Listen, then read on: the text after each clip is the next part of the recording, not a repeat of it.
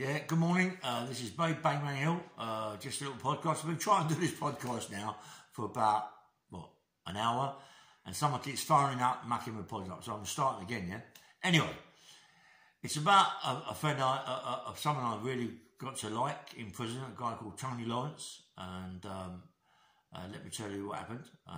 Anyway, I go to Chelmsford prison, you know about be down the block. Anyway, as you're walking through to the wings, you go in a big centre, massive centre, and they got this big bell, massive bell, mate. A big bronze bell there, bong, for bang up, dinner time, exercise, them sort of things, yeah. And under the bell, to the right, there's all the hot plates, obviously I would have dished the meals up.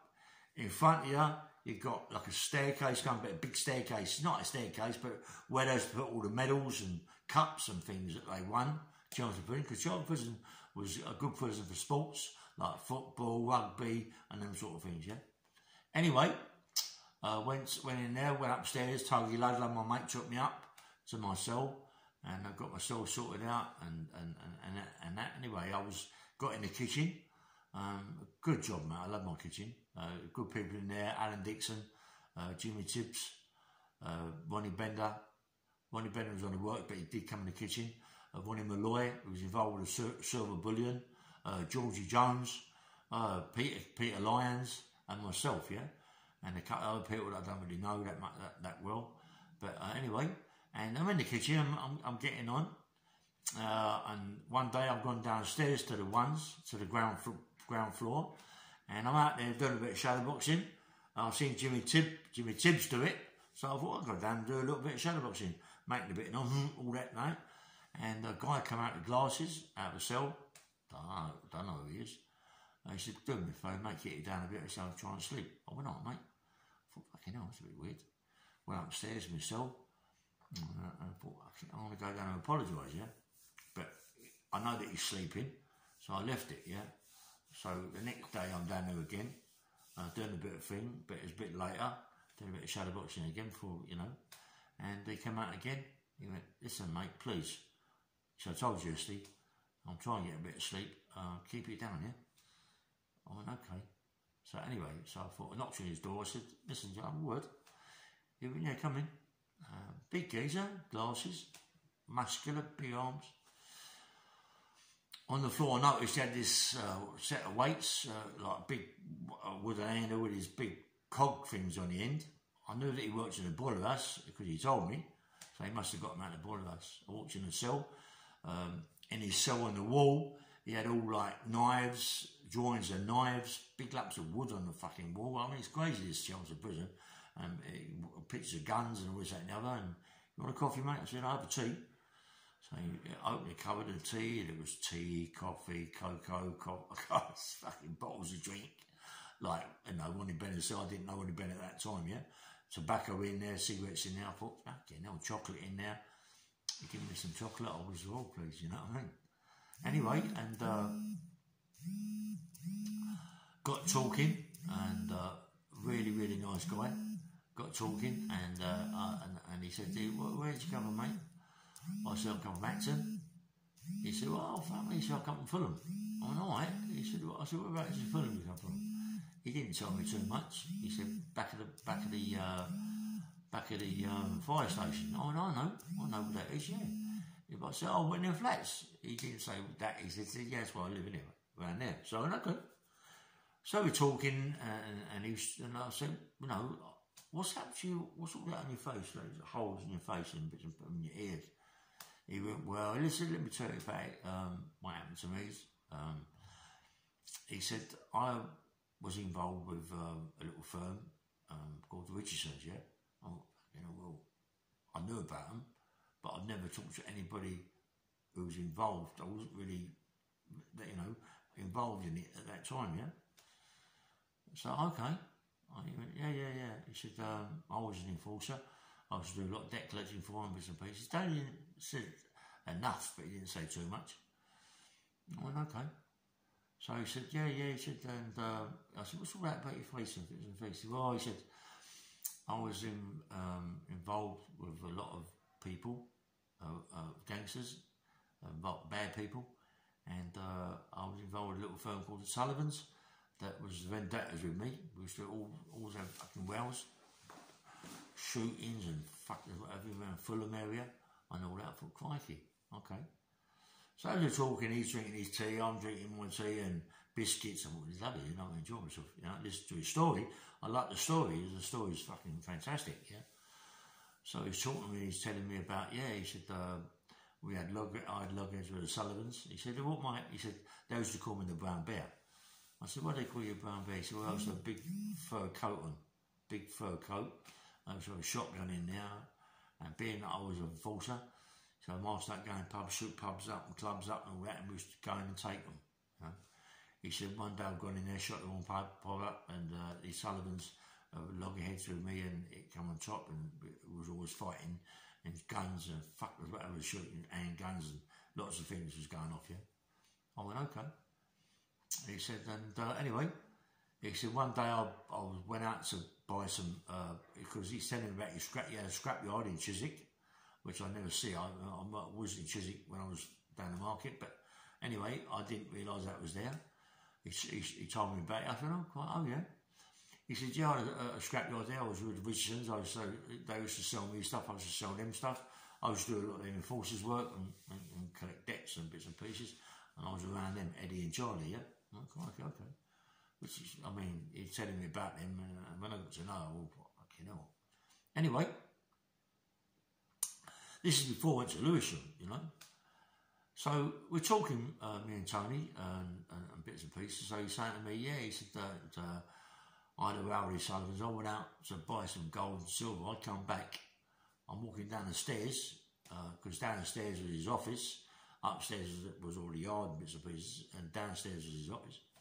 So as I went down, he said, I noticed his two Sullivan brothers there. Boom! They shot me. All I see was a flash, and it hit the side of my chest. He said, no, I hit the floor, rolled down the stairs. He said, and the next thing I know, my whole fucking face was going all around the place. My fucking head was exploding. And they shot him about 4 or 5 times in the head with a 2-2. Well, a 2-2 is a hitman's gun. It isn't a big gun like a 38 or a 45. 45, 38 goes straight through, take whatever they're going to take with them. But a 2-2, this is why a lot of people do it when they're going to kill someone with a 2-2, because of the damage it does, but it didn't kill Tony. Tony's a very, very fucking hard man. It wasn't his time to go. A 2-2 hits, because it's such a small caliber gun, it hits things, bones or whatever, and bounces around your body. It might go anybody and come out the side of your ear, get shot in the head, or come out your side of your arm. That's what it's like, the 2-2 anyway. So, crikey. So he said, yeah, he said, I'm laying down like dead, I suppose they thought. But there's a thing called astral projection.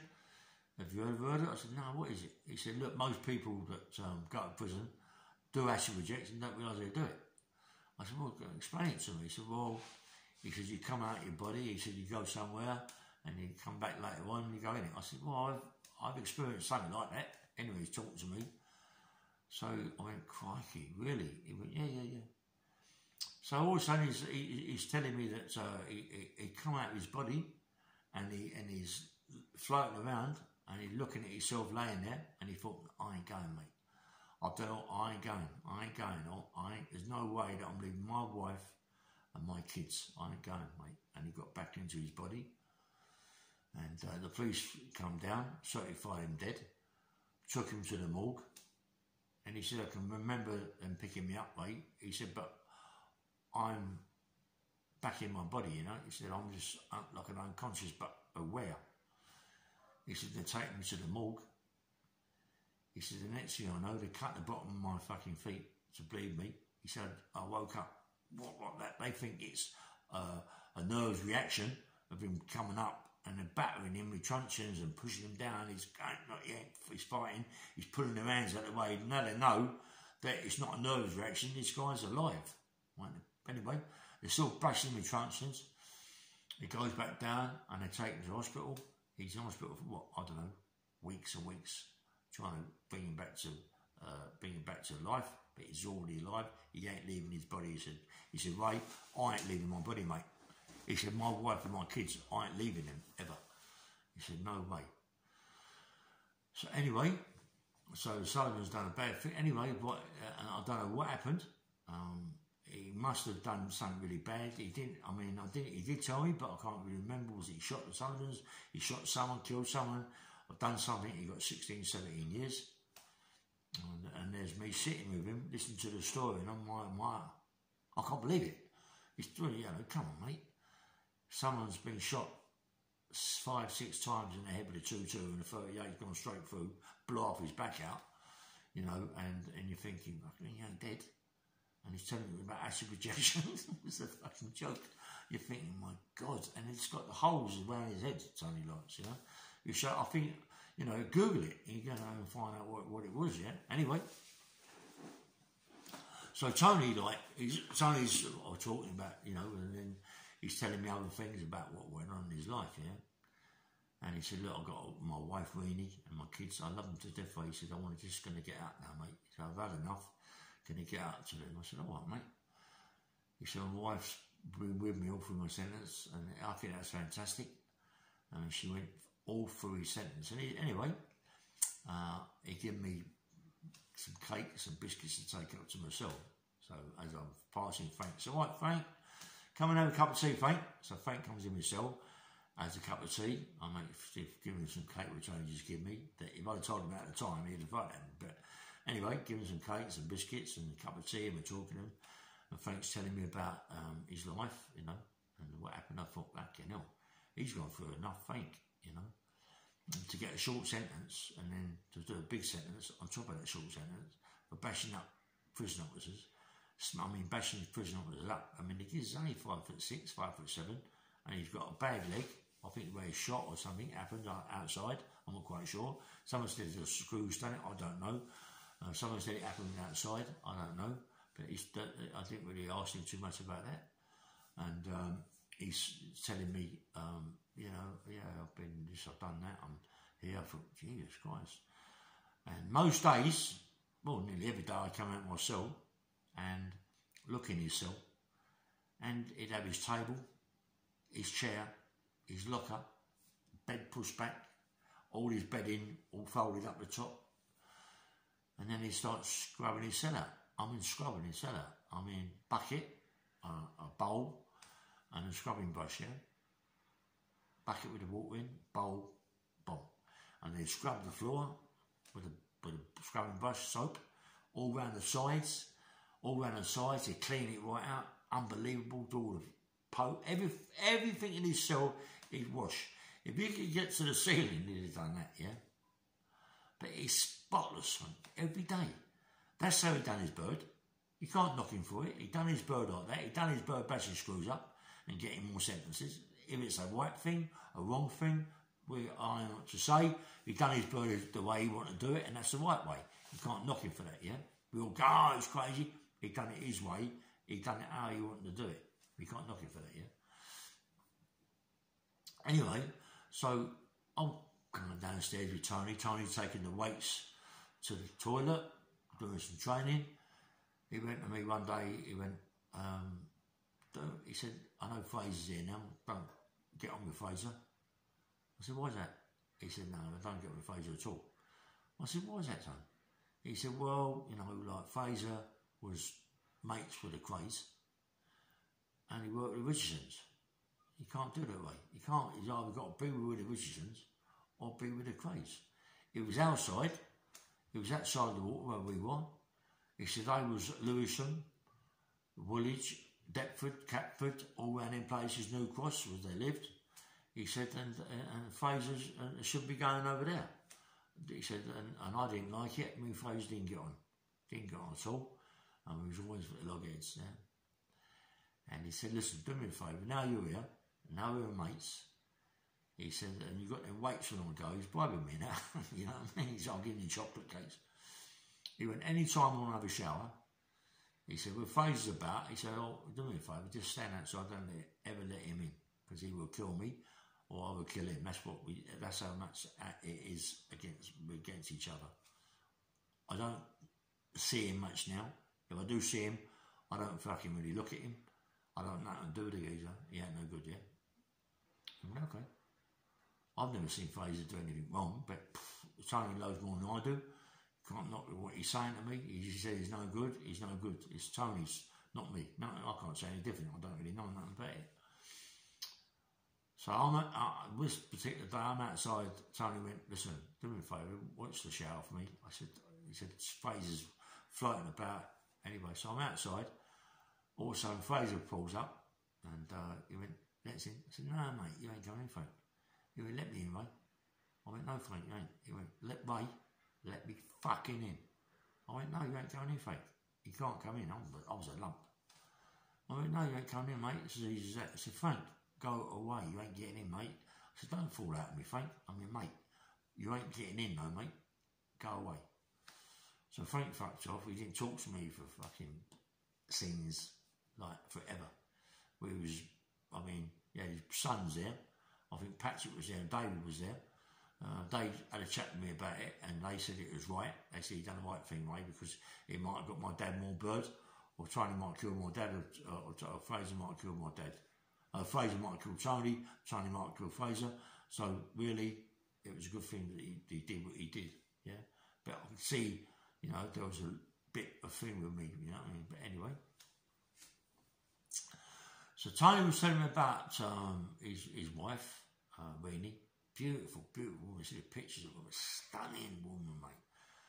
It's fucking stunning. He had a son and he had a daughter named Tony, which, you know, she was only a young baby and Steve was only a young baby. And, well, you know, and Tony's done a lot of births and a lot bigger. So Tony said, do you know what, Ray? I love her to death, Maureen. She stuck by me all for my sentence. I said, what, mate? He said, all for my sentence. He said, she stuck by me. He said, I ain't got no letters here to prove it. He said, because when I get a letter from Renee, I'll rip it up. No one reads my letters. No one's going to read my letters. I said, you've got photos on the wall. He said, yes. He said, really, I shouldn't even have them on the wall, right? He said, you know, but I've done that bit. All my letters, rip them up. Nobody knows where I live or whatever. Well, okay, mate. So in Chelmsford prison, what most of these big time, because I've only just come there, I've been on the 1074, I wound up in Chelmsford, and this is my last bit of my Chelmsford, you know.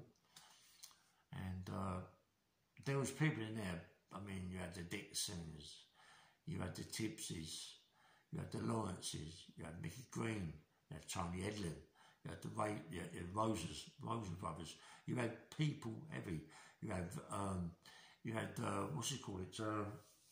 Anyway, Terry Millman, who got done on the dome, yeah?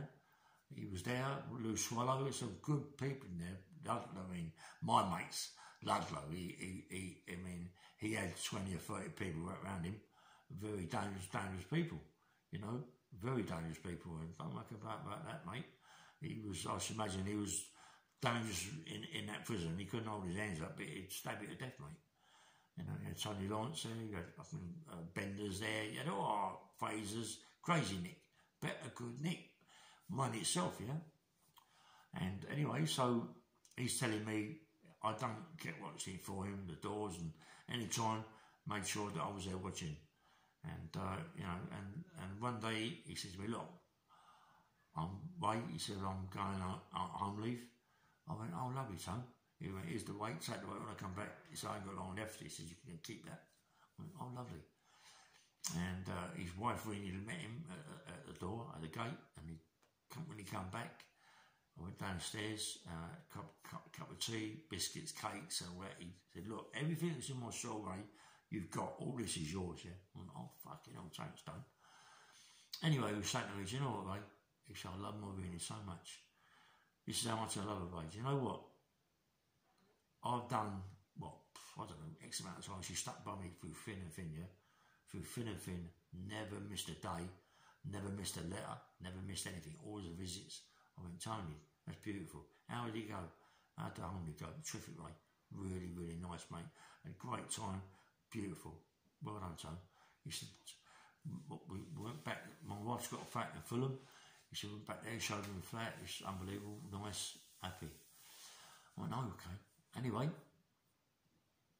he then told me, just talking, that Rini was seeing someone for about 8 years of his sentence, and she never ever let the kids see that. No one ever see that. No one ever see her with this guy, because she'd go miles away with this guy. No one ever knew who she was. She didn't rub it in Tony's face for people to say, oh, you was fucking about.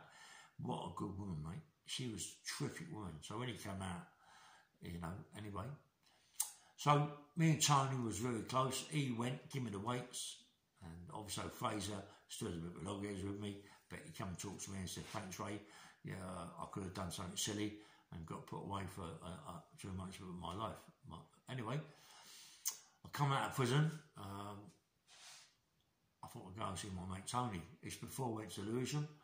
Come and see my mate Tony. Went round and see him, and he lived on the first. He was on the first floor of his of the flats. Walked into the house. As I walked in, mate, on the wall by the door was a great big sword.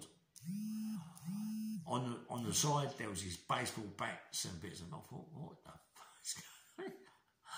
I walked down the corridor into his front room, mate, and he had all samurai swords, bayonets, guns from the army, rifles.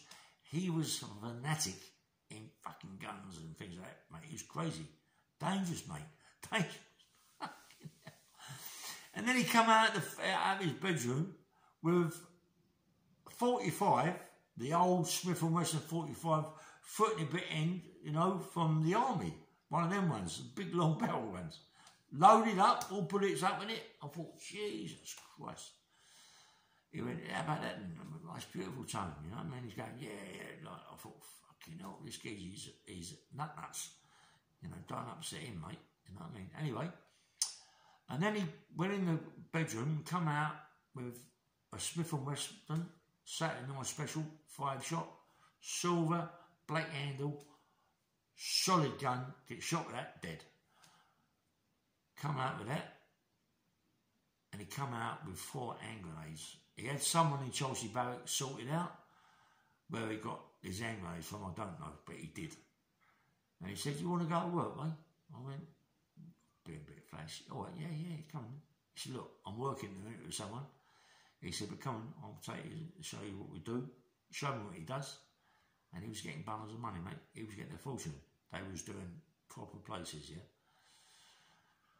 Going down the road one day with him, and he's carrying a fucking Smith & Wesson gun and 2 hand grenades. Who drives around with a Smith & Wesson gun and 2 hand grenades? Mate, my arsehole was going boo. If I get next to the guy with him and this man getting put wherever.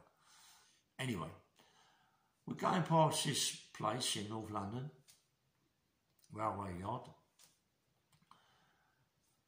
Big Security Express motor pool, yellow motor pulls up.